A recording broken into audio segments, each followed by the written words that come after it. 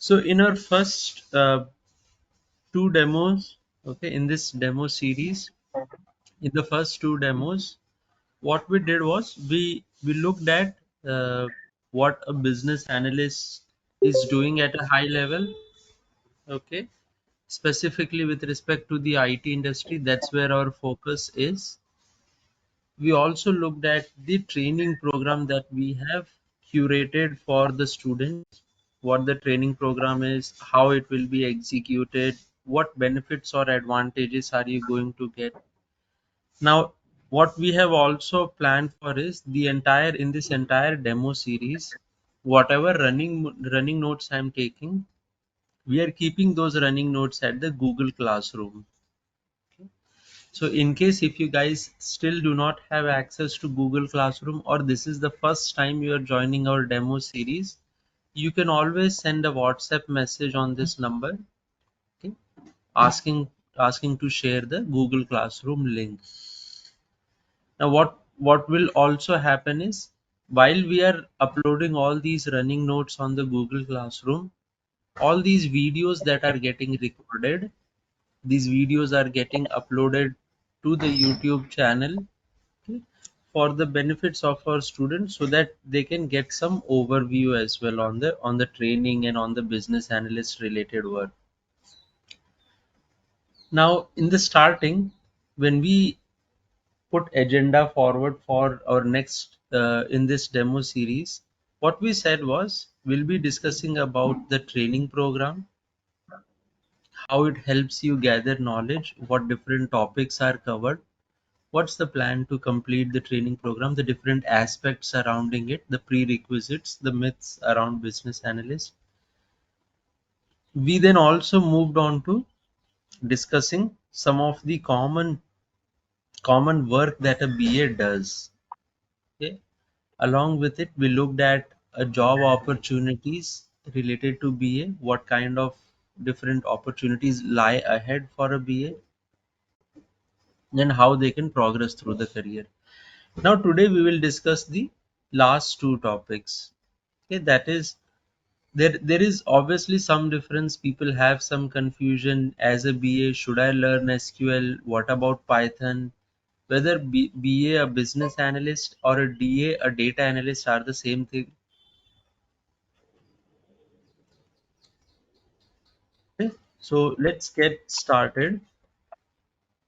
We'll also try to cover or include a project manager or a scrum master in this discussion as well. Okay. So a BA, as we have been seeing so far in our demo series, the business analyst. Okay. A DA stands for data analyst. Okay. And let's say we have another role, that is scrum master.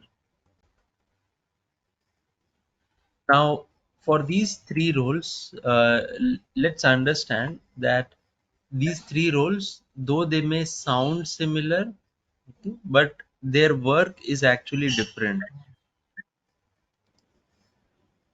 A BA and a Scrum Master, they are non-coding roles.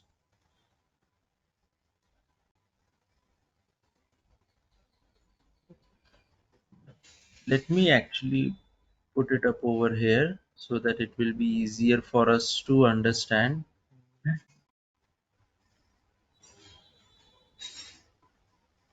Let's use this one.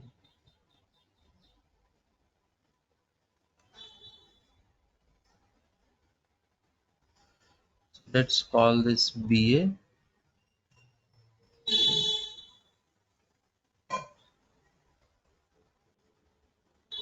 Let's call this data analyst.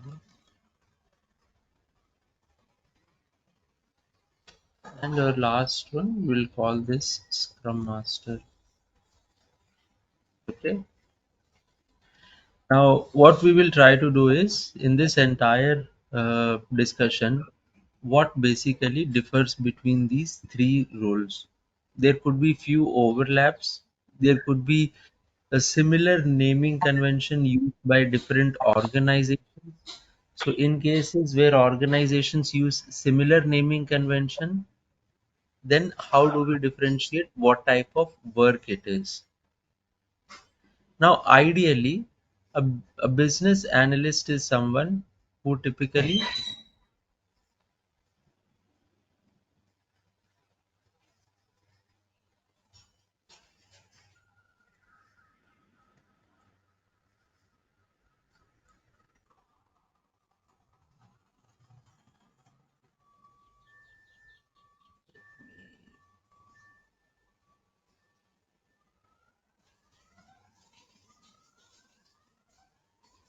now the work of a BA, as the name suggests, and as we have been looking so far in our demo series, starts with analyzing the business. Okay, so as a BA, one must have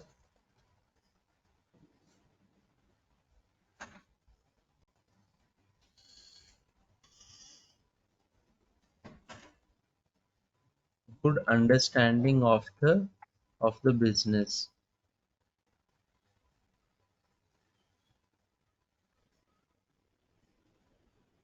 Let's push it on the left side.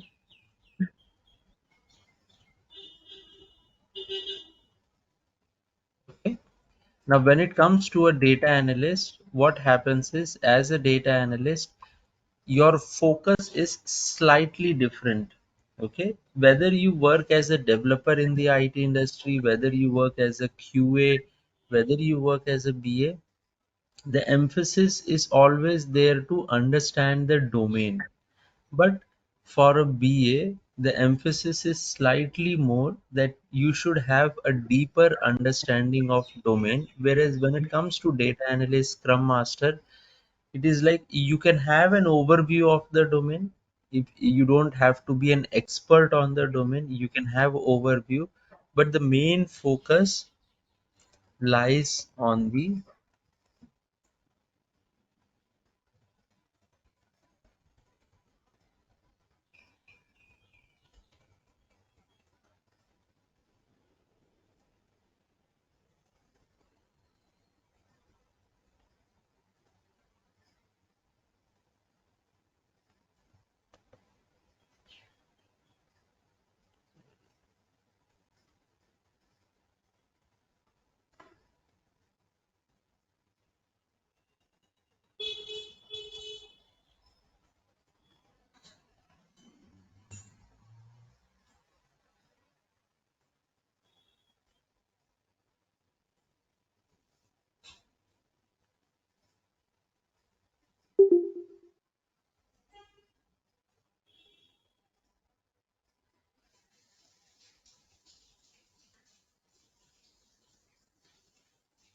let's push it on the slightly left side.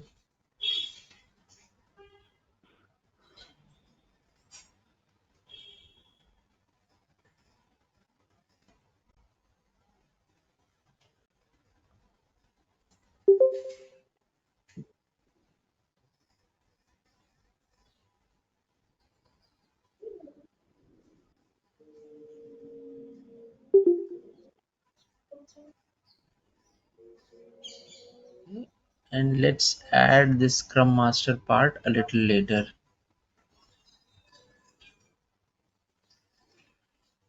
Now, just to put things into perspective, I'll give you an example. Suppose I have a database, okay, wherein I have a good amount of data. What kind of data? Let's say that I'm keeping a track of how many people are placing an order on my system. Okay, ఇస్తా roles ఎక్కడ let's ఉన్నాయి ఇక్కడ?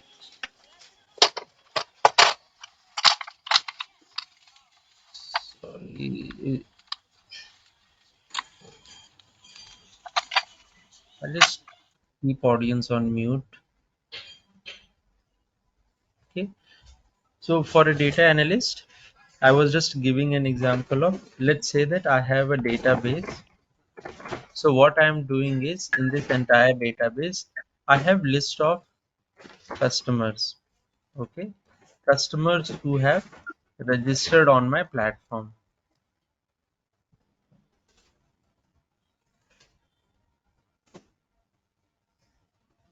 customers who are registered on my platform, and then I'm also maintaining their order details, that when did they place their last order, what was the value of the order, and that. So I can keep the normal data maintained as is. Now what happens is, suppose I'm looking at how can I use this data to further understand whether what should be my strategy going forward, or whether my strategy is working out or not in this entire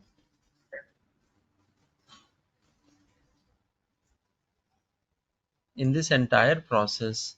So assume that I can do multiple things. I can look at my original data and then find out details of customers who did not place orders in last 1 month. Okay, so I can find out who are the customers, because I'm maintaining how many customers are registered on the platform and their order details. So I can obviously use some logic, SQL and those type of things, and then identify which customers did not place orders in last 1 month. And what can I do? Maybe create some offers and discounts for these customers, just to lure them into ordering something onto my platform. So maybe I can give them some discounts and offers. Similarly, I can find out from which area or which region customers are ordering less, so that maybe I can change my management team in that area, or maybe I need to spend more money in advertisement and marketing in that area.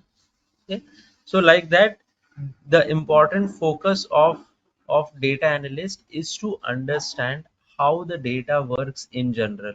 How can I use the information that is available in front of me to create some reports, to create some charts, so that management can use it and take necessary strategic decisions. Whereas for a business analyst, the emphasis is always on understanding how the domain is functioning, what are the recent trends that are happening in that domain, and then how can we always keep up ourselves. Okay, so for example, maybe nowadays everyone is looking for an application. Suppose if a client comes to me today and asks that, hey, I want to start a business, I want to build a website. So maybe as a BA, my first suggestion could be that, okay, we can have a website, but we can have a very basic website as of now, because most of the people are relying on mobile applications. So let's put some emphasis on mobile application first. Now that is from the work part. Other than work, what is the second thing that is related to technology on which a BA works, technology on which a data analyst works? Okay, so as a BA, your core technology is nothing but the tools that you interact on a day-to-day basis. For example, Microsoft Word, Microsoft Excel, in some cases Microsoft PowerPoints as well, tools like Jira, where you'll be entering your requirements in the form of user stories or epics. Okay, some tool to create flow charts, for example Microsoft Visio or Lucid Chart, or even Draw.io for that matter.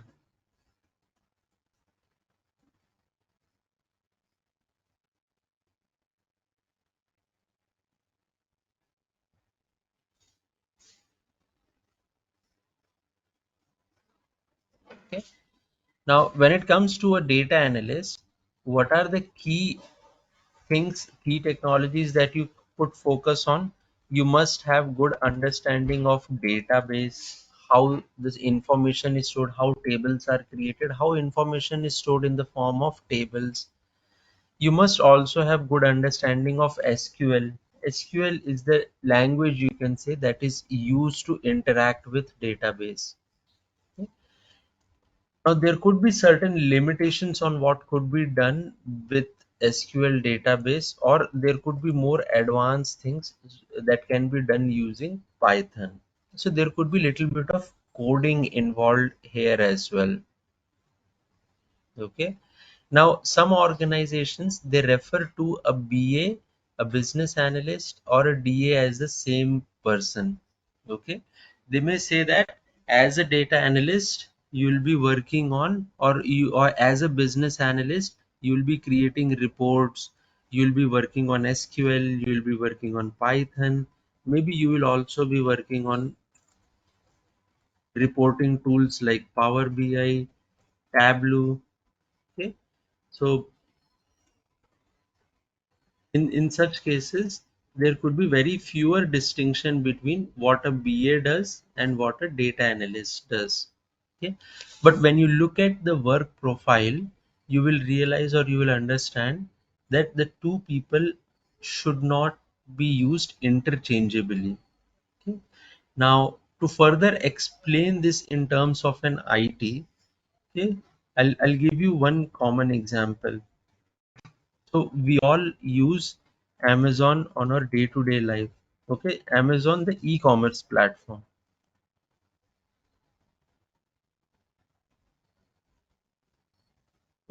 We almost everyone would have in some form or the other, or at least once or twice in their life, would have used Amazon or similar ones. Like if not Amazon, maybe let's say you would have interacted on Flipkart or Myntra or some other similar type of e-commerce platforms. Okay. Now what happens is, when you need to build a platform, that is when you want to build a software that can be used by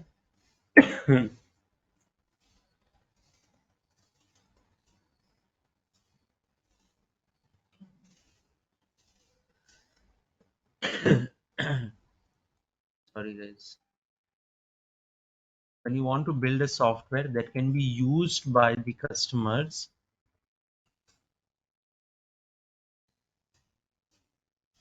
perform a task, you need BA in this case. When I have to build a software, for example, when I wanted to build an e-commerce platform like Amazon, Flipkart, Myntra, where users can log in, where users can search for items.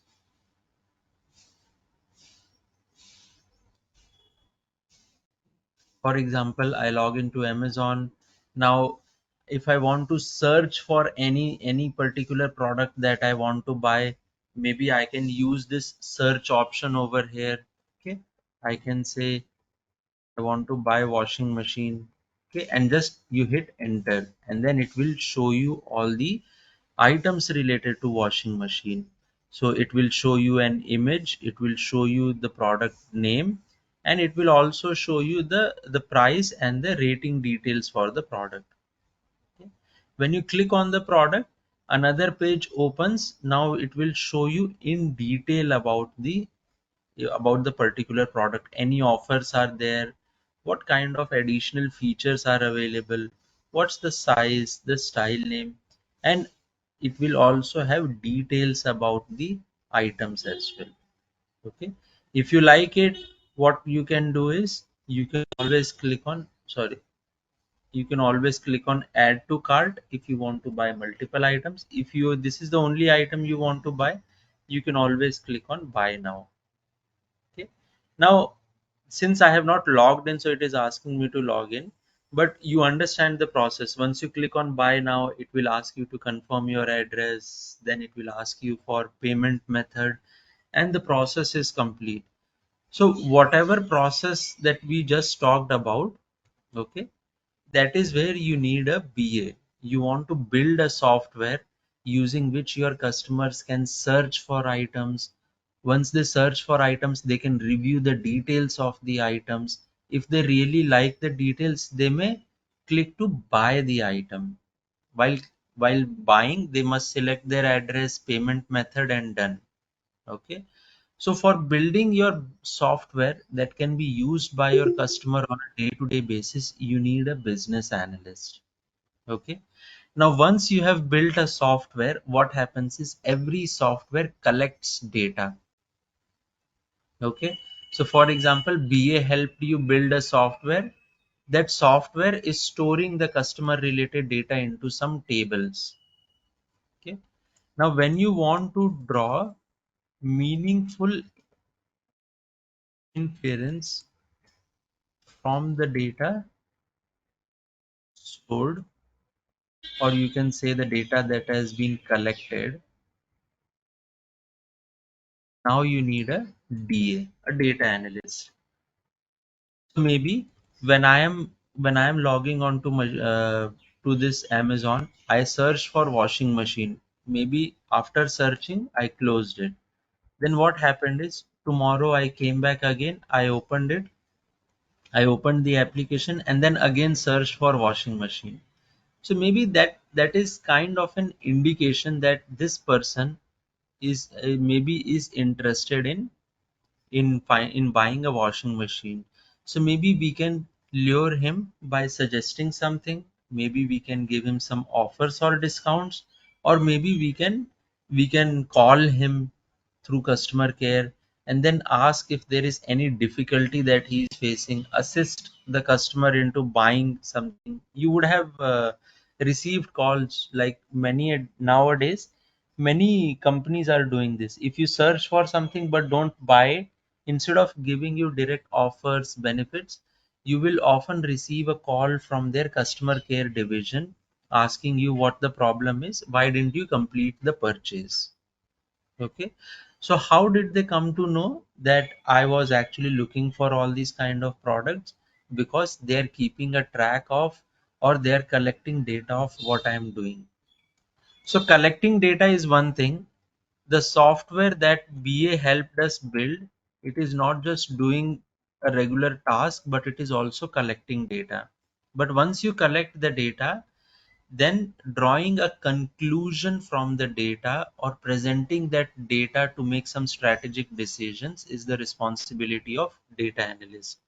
That is why maybe as a BA, we keep telling it's a non-coding role.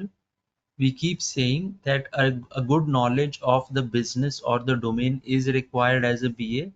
You may not have a business or domain knowledge upfront, but whichever company you join, whichever project you start working on, you must understand that unless you have a good understanding of the project, the business you are part of, it will be difficult to fulfill your roles as a BA.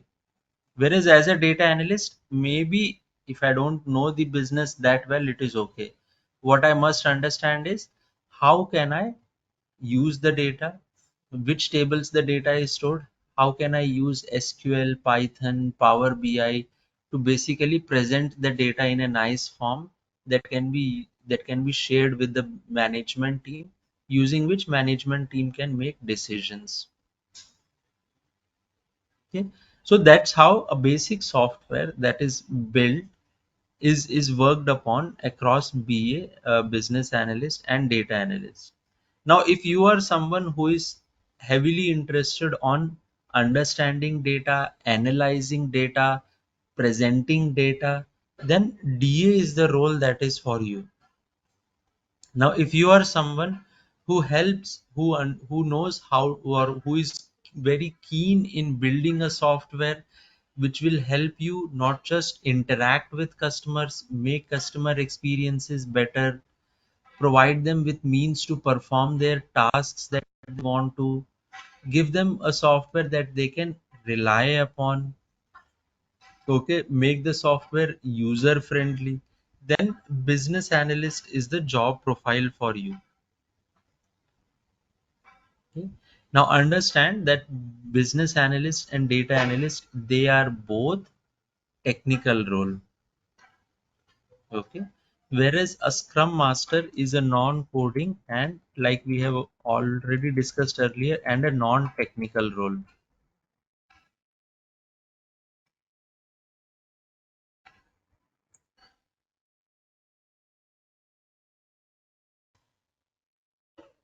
When I say technical, again I'm reiterating myself, technical does not imply coding. Okay, coding is different, technical is different. When I say technical, technical could be referred to any person who is involved in IT industry that helps you build a software. My contribution in building a software could be different. For example, a developer may contribute by writing the code. A QA may contribute by helping you test the quality of the application. A BA may contribute by defining the path and the vision for the software. That what kind of software we want, what should be the features that are present in the software. So a BA may lay the roadmap for building the software. As per the roadmap, a developer may write the coding. Okay. So anyone who helps you build software falls into the category of technical role. Your contribution could be different. Some may contribute by coding, some may contribute by testing, some may contribute by requirement management. Okay, so contribution wise it could be different, but we all fall into the similar umbrella of technical role. Whereas a scrum master is majorly a non-technical role. Why? Because they are they are majorly worried about how the team works, what's the efficiency of the team, what's the productivity of the team, whether team is working as per the target or is behind the target. Okay, so they are majorly worried about team management activity to ensure that the team is focused on and team is working on building the software. Now usually for all my students, I suggest them to stay away from roles which are non-coding and non-technical. Okay, roles like scrum master, roles like project managers, which are completely non-technical as well as non-coding role. Because why they should stay away from such kind of roles? I'm not saying that if you have interest, you should not pursue them. But if you are someone who is flexible to work in different roles, then for you, a project manager or a scrum master may not be ideal. Now, if you are someone who is keenly interested in doing only management related role, then you can. But for someone who is not interested or who is just looking for a change in role, then this may not be the ideal one. Okay? Now, why do I say it? So, number one is long term growth trajectory.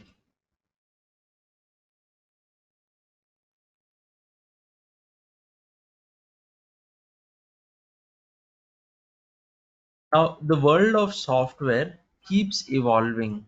Okay, so every time you work on this software pieces, they keep getting more delicate, they keep getting more sophisticated, and they keep presenting more challenges in front of you. Now, the challenges are a good thing. They will not just help you improve your knowledge, but they will also help you grow both in terms of your salary, in terms of your designation as well. You would often see that people who are able to do more challenging work, they get promotions as well. And once you get promotions, you obviously get your salary increment as well. Plus, with that knowledge, with that promotion, you can go and apply in other companies if you want more salary hike. Okay. Whereas when it comes to a project management aspect or a scrum master related work, there are literally not a great challenge that is presented. Okay. Maybe the set of challenges are very limited. So the knowledge growth, the career growth, the trajectory growth may also not be substantial enough for you. The second thing and the most important one that actually makes other technical jobs slightly better is in terms of job security. So I have personally observed it during the time of COVID. What happened is a lot of people were laid off in anticipation that businesses will be shut down, businesses will not make money. When businesses are not going to make money, probably they will cut down on their IT as well. So IT companies anticipated that such things may happen. So let's prepare ourselves for it. So in this preparation bid, what they did was they started removing the non-technical people first. So for example, the HR part, for example, the project managers part, and a lot of project management opportunity was given to TLs, senior members of the team. BAs were asked to play the role of a scrum master, that you guys start doing it. Now as we get into COVID, as businesses suffered more losses, there could be chances of even laying off technical roles as well. I'm not saying that technical peoples were not laid off, but in anticipation, in starting itself, the non-technical people started moving out of the organization. So you can see the impact, that in anticipation, non-technical people that usually go off. So if things go well, maybe they'll be hired again. But if things don't go well, then these non-technical people are the first person in the line who actually go out of the organization.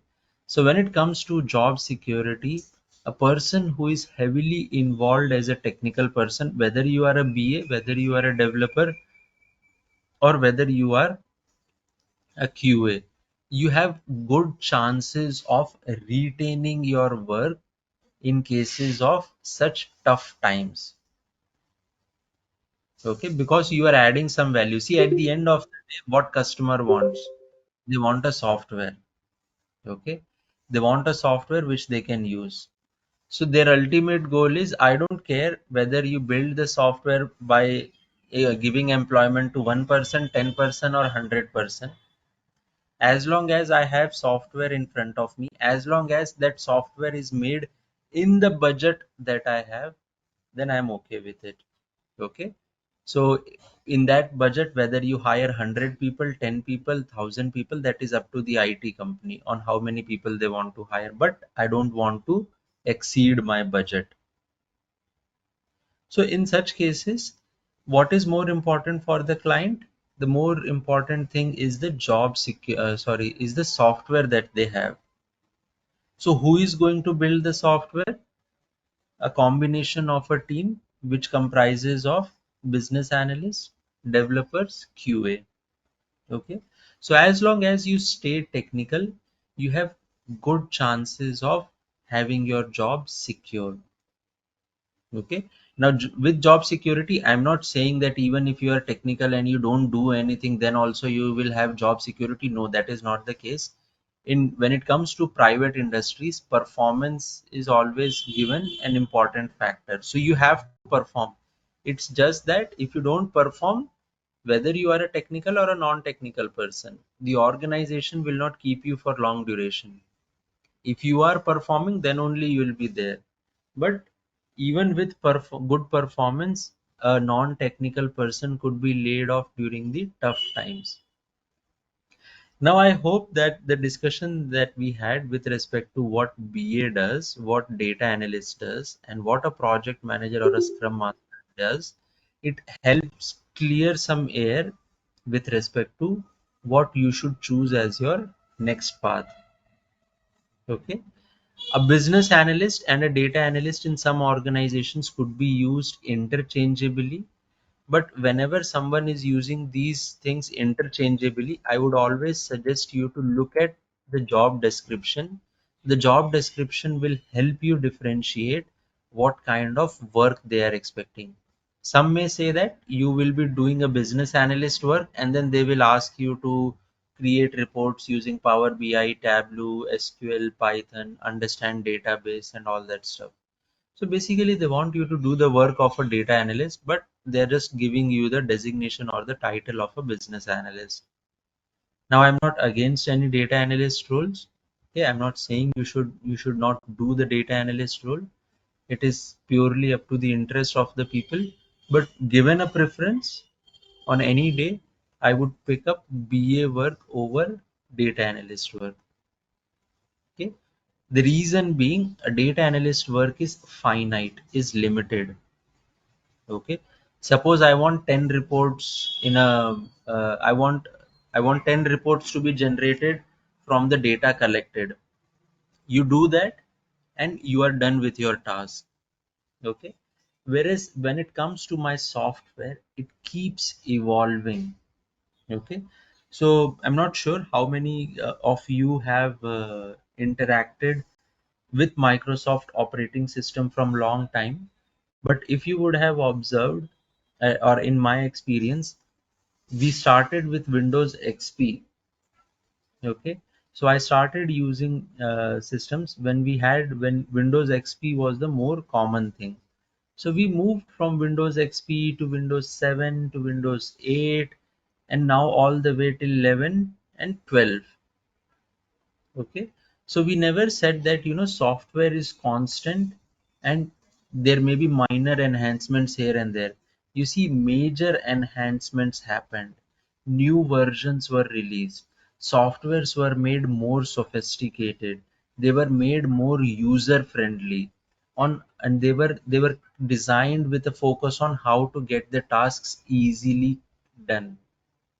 So softwares, they keep evolving, they keep getting more complicated, they keep doing the tasks in a very user friendly manner.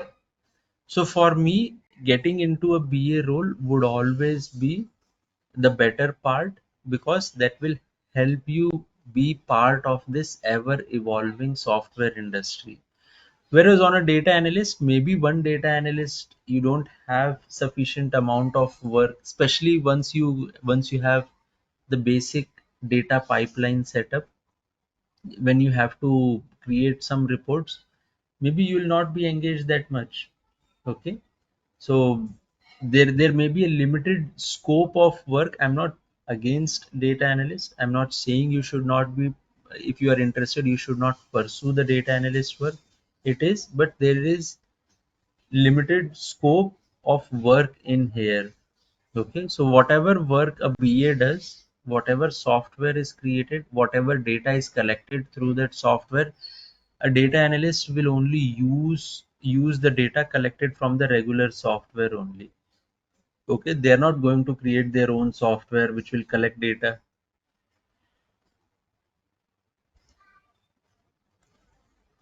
Now, any questions so far?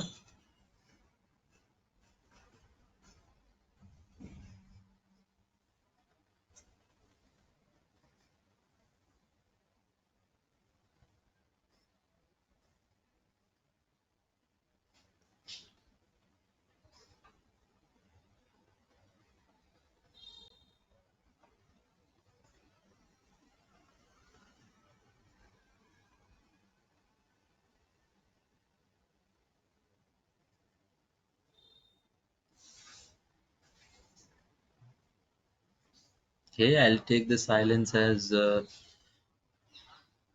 as no questions. So what we will do is we'll move forward with our next topic.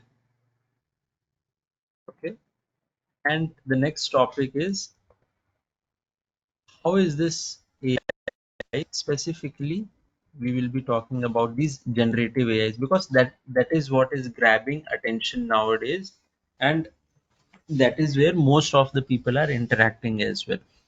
So how is this AI going to impact the work that I'm doing? Plus, is it going to take away my job or not?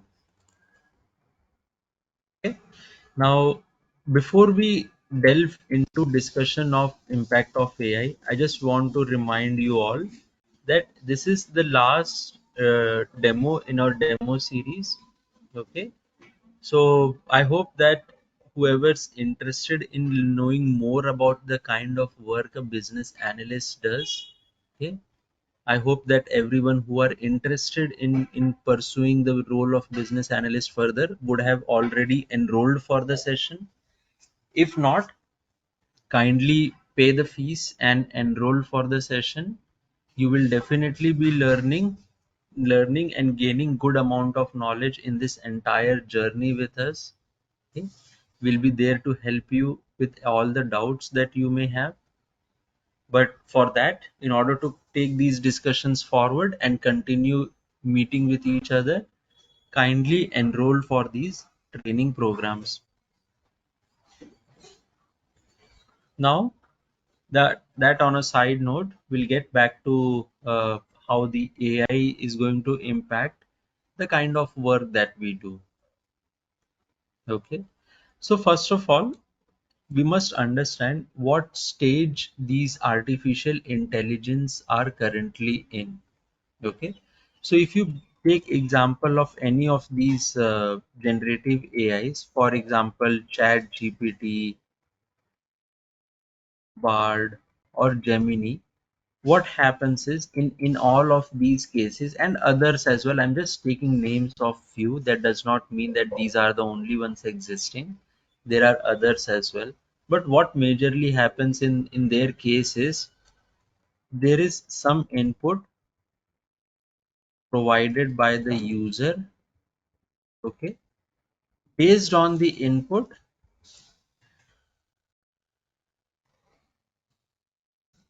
an output is produced. Okay, that is how things are majorly working, that some input is provided by the user, based on the input an output is produced. Now, who is providing the input here?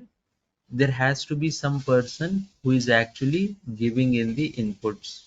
Why will you give an input to the AI system? When you want some kind of answers.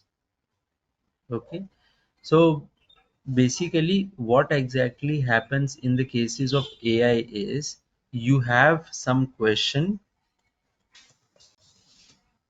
In order to get answer to that question, you provide input. Okay, maybe I'll ask a question like, what is BA? Okay, I type in my question to the AI, and the AI will give me answer to this question, that what exactly is meant by AI BA. Maybe I may ask them what is requirement management. Okay, and maybe the system will give me an answer for that as well. So what is happening is, in order to get answers to my queries, or in order to get answers to the queries of the user is typing in question. That question is nothing but the input. The AI system reads the question, that is input, and generates an answer. That answer is nothing but your output. Okay, so please understand that in this entire faction, in this entire work, the software development part is not being done by the AI. Okay, there are few roadblocks that actually are majorly stopping AI from being used. Okay, so number one, the most important one is the data security part. Okay, organizations are worried that because these AIs, they consume lot of data, they then understand this data, and then using this data, they generate responses. So maybe I may be using AI, and then I will supply some data. My data could be used by AI to give answer to another person. Whereas ideally what I would have wanted is, I don't want to share my data with anyone else. So data security is one of the major roadblocks in terms of the usage of the AI, that organizations are little hesitant, that if what if my employees accidentally share some data, and that data is critical, confidential, and then how the AI system is going to use it, because someone will be monitoring, reading the data, whereas I don't want my personal, confidential, private data to be seen by anyone. So data security is one key aspect that is acting as a roadblock, and second is the accuracy of the information. Okay, so and in AI system completely relies on the amount of data it has, the kind of data it has to generate responses. Now, in my experiences, I have asked AI sometimes on the topics related to BA that I know well, that I have practically done. I understand the challenges of it, and then I asked AI the same question on how do you suggest me to handle my client. Okay, it will give you some of the very basic responses that talk nicely to them, set up meetings with them, but it will not tell you about what you should do in the challenging situations when client is not listening to you, or maybe client is angry on you or is shouting on you. How can you deal such situations? Okay, so the accuracy of the information that is given by the AI system is also having a question mark on it. Maybe over time the accuracy will improve, but how much time it will take, to be honest, even I don't have an idea. Maybe it will take couple of years, maybe it may take more than couple of years to ensure that the data presented by the AI is actually accurate and to the point. Even now I was seeing that a lot of developers, they say that AI can be used to write code, but then AI is not giving me 100% efficient code. So sometimes the code generated by the AI works, sometimes it does not work. In the situations where the code generated by the AI works, in those situations the code is not efficient, the code is not following appropriate coding standards. Okay, so again, not following appropriate standards, not writing down efficient code, it all comes down to the accuracy of the information being presented. Now these two major roadblocks actually stops widespread usage of AI in the company wise or organization wise or at the client side. People like you and me, in our individual capacity, we are using AI extensively, but when it comes to organizations, because of these two roadblocks particularly, okay, they are little hesitant onto incorporating AI systems onto their platform. So when you start working for a client, maybe you will realize that they may have very limited access to an AI, or they do not have access to AI systems at all because of majorly the data security issues. That's the major concern. Another concern is the kind of information that is presented by the AI system. Now, does that mean that there is no scope of improvement? Obviously, over time, over next few years, the AI systems will keep improving themselves so that they can find some place in the society. While that happens, how can I use AI to do my work efficiently?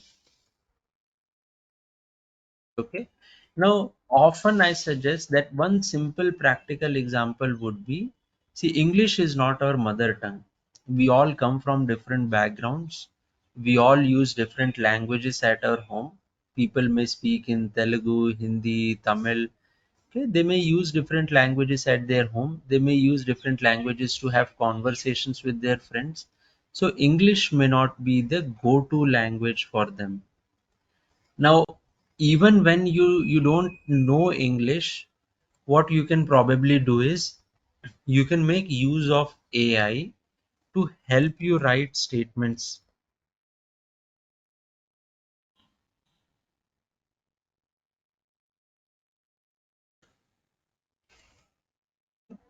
So for example, I am writing very basic statement. Maybe I'm saying that as a customer, I want to build a software. Maybe this is a very simple English.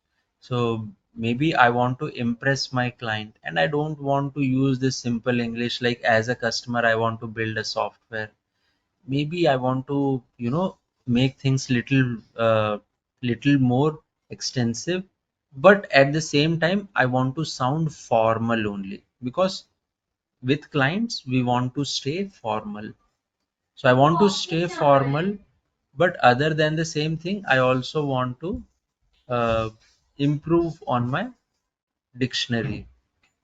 So what I can do is I can obviously take help of AI that this is the statement as a customer.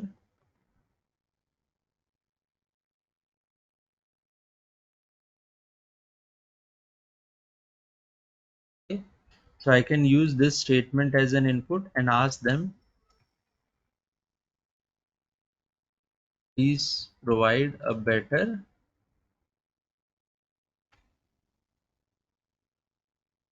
and I'll specify, because if I don't specify, maybe it will give a different response. Please provide a better and formal alternative to this statement. Okay. Now, even though I may have language restriction, but I can use it to come up with better statements, and those statements could be used in my requirement documents, in my emails going forward, so that the others would always get an impression that this guy talks very formally, very nicely.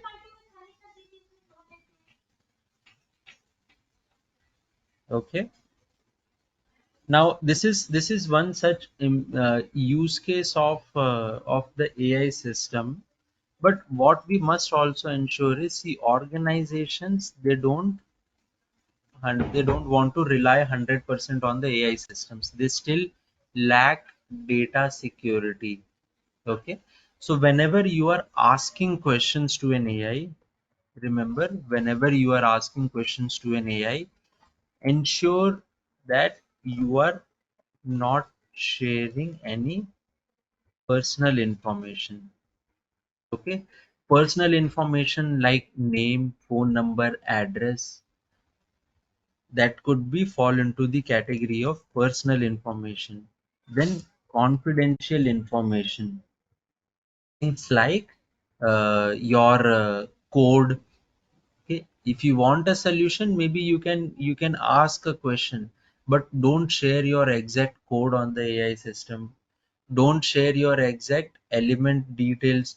Don't share your exact requirement document also. Don't share the name of the client stakeholders.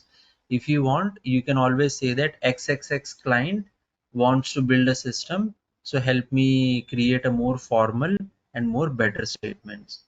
So as a BA, one thing has improved, that irrespective of the language barriers, what has happened is you can always take help of AI to come up with better and more formal alternative statements.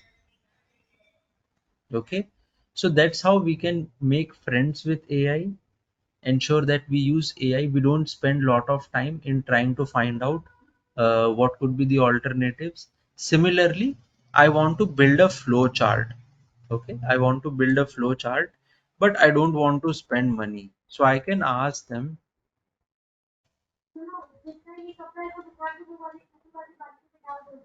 is there any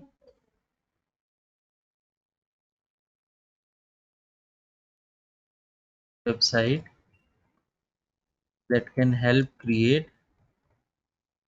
flow charts for free? Okay. So I want to build a flow chart, and I don't want to spend money.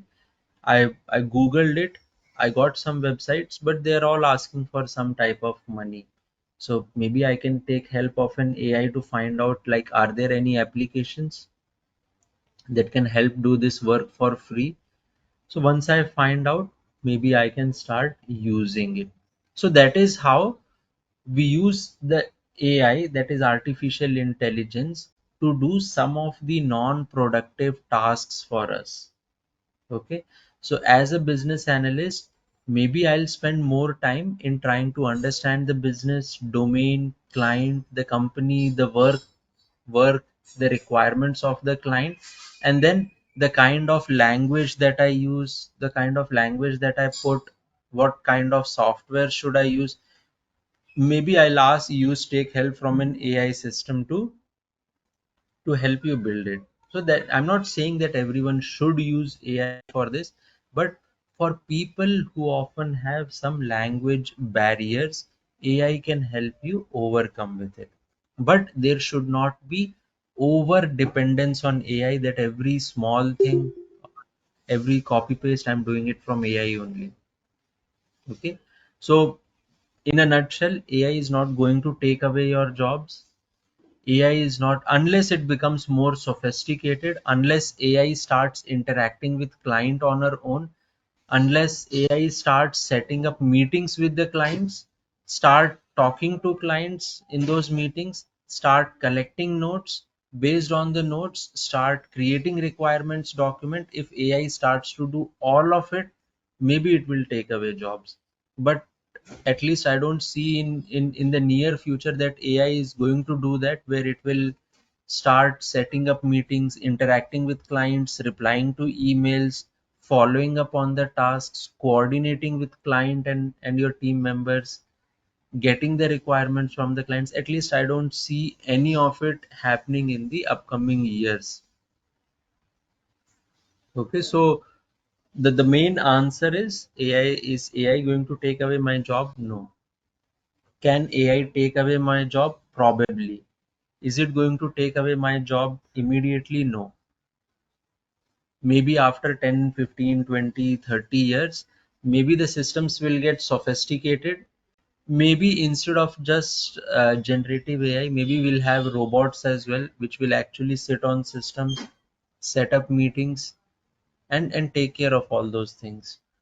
But maybe that may not happen in our lifetime. Now, any questions for you guys?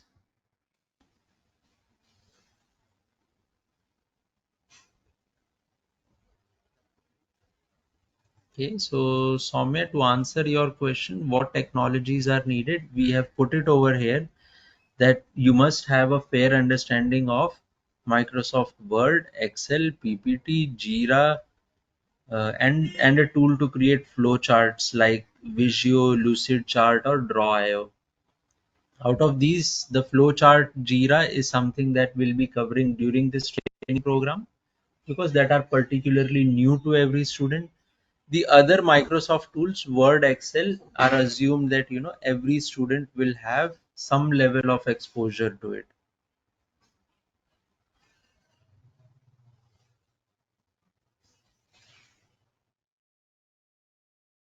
Okay, Soumya, so that was related to technologies. Does anyone else have any question?